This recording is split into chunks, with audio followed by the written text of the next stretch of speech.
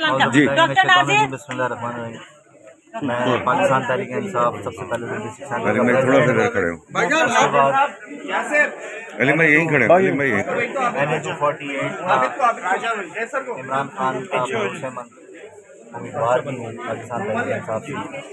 हम अपनी ज़ाती प्रॉपर्टी के अंदर एक मिलाद की तकरीब कर रहे थे। मिलाद थोड़ा सा पीछे जगह दीजिए।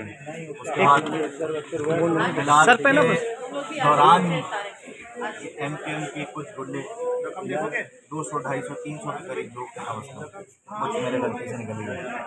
उन्होंने हम पे हमला किया, उनके हाथ में हथौड़ा, छेनी, ट्रेसपास किया हमारी ज़ाती प्रॉपर्टी को। हम पब्लिकली नहीं कर रहे थे प्रोग्राम, हमारे पास उसके सबूत हैं।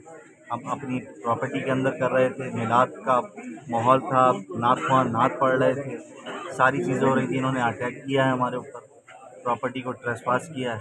और उसके बाद तमाम हमारे साथी छेनी, हथौड़ा, इनके पास लोहे की रॉडे, जंजीरें, लकड़ी के डंडे, ये सारी चीज़ें उनके पास मौजूद थी। और हमारे 10 से 11 हमारे लोग जख्मी, हमारी गाड़ियाँ सारी तोड़ दी, जान से मारने की धमकियाँ दी। वहाँ पे ऐसे हमले किए जिससे हमारा एक टाउन का प्रेसिडेंट सैयद बिलाल अली, उसकी हालत अभी बहुत ज़्यादा ख़राब है। हम उसके लिए दुआ दुआएं कि अल्लाह उनको सेहत दें। हमारी ख़वातीन उधर थी, PS 125 की कैंडिडेट हमारी साथ थी। हमारे PS 126 के कैंडिडेट राना मोहम्मद वसीम अकरम साहब को बहुत बुरी तरीके से मारा। वो इस वक्त हॉस्पिटल में है, गुलशन में। और इस वक्त जो ख़वातीन के साथ बदतमीज़ी करी है, बहुत ज़्यादा, हद से ज़्यादा बदतमीज़ी करी है।